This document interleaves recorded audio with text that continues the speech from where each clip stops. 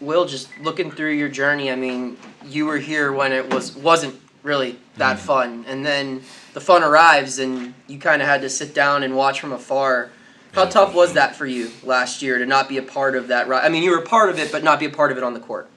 It was tough to not be a part of it on the court, but through the entire journey, I felt a part of it through just our team atmosphere and being together. And when I went down, like the guys were always there for me. I was at every practice. I was present every day. So it was difficult to be on the sidelines because every player wants to play. But I'm just glad I got to be a part of it and got to enjoy it. Going into last season and even after your injury, Coach Capel talked a lot about all the strides that you had made over the summer. What did you feel like you were doing well, and if you've been able to carry that over into this year? I feel like overall I just started to slow down. Really started to trust myself and gain a lot more confidence to be able to play this game and just work on my offense, work on my shooting, become more consistent, and being able to make plays with the ball and just continue to try and make my teammates better each and every time I step on the court, especially in a leadership aspect. How much of that was just being a little bit older? Because obviously you came in here really young.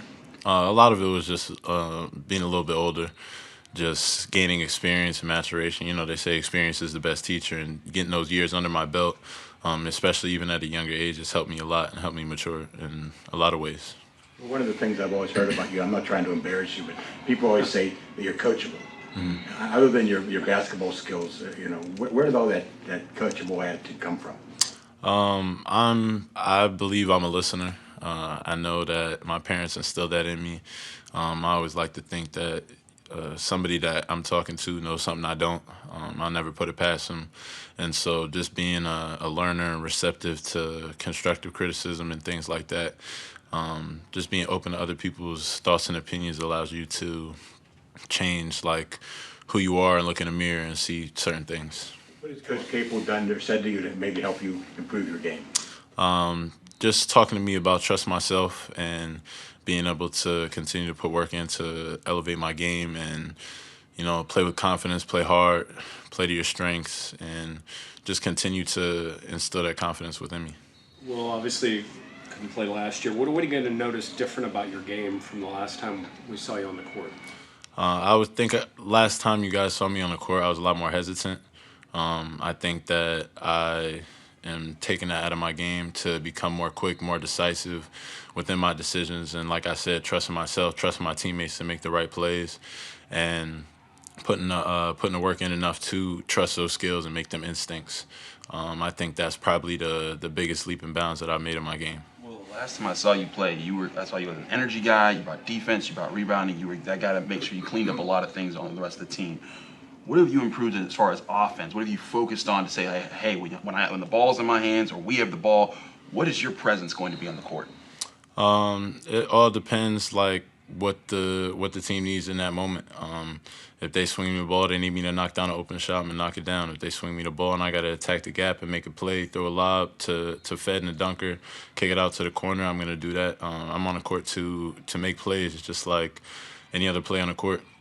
And so, I've worked on, like I said, just being less hesitant, catching and shooting the ball, knocking down those open shots, getting into the paint, playing off two, and in general, just being a more complete player. Do you feel like you have a strength on offense, like a certain thing? Like I know if I do this, we're gonna get points this way.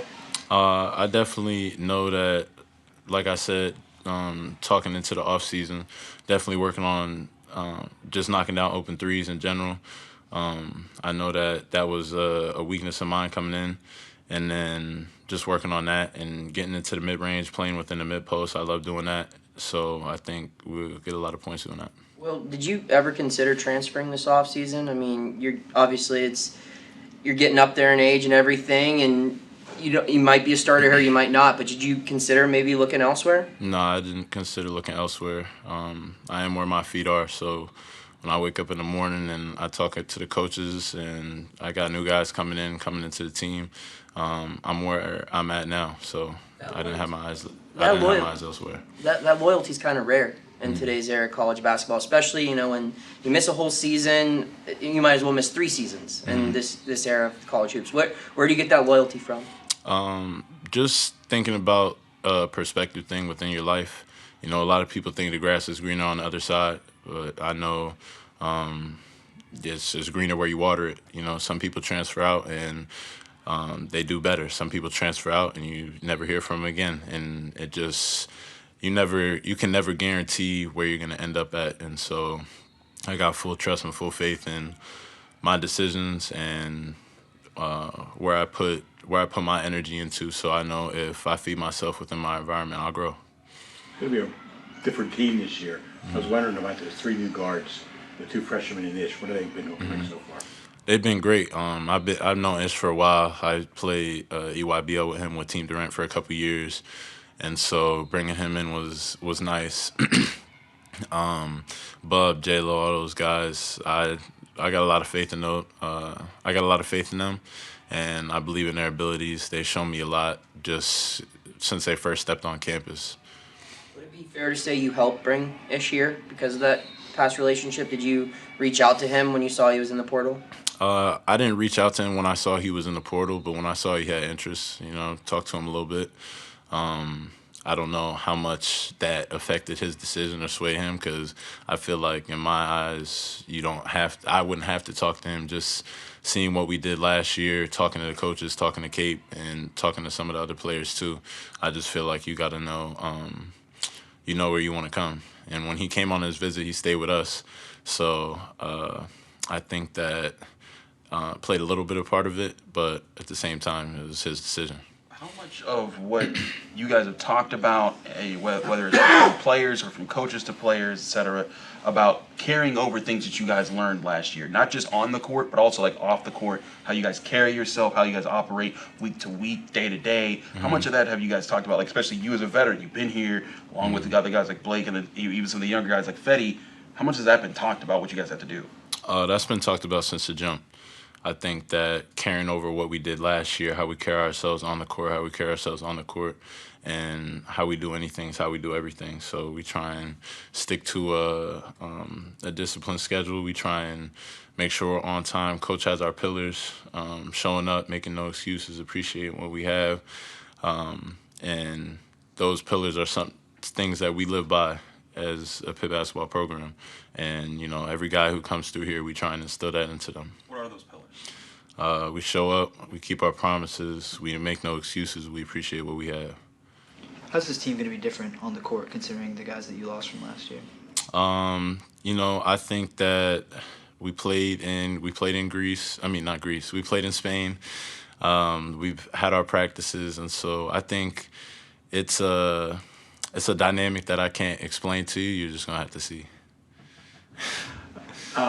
Last year at this time, you guys were coming off a certain type of season. Now you're coming off 24-win season in the NCAA tournament. Is the vibe different on the court, in the locker room with you guys?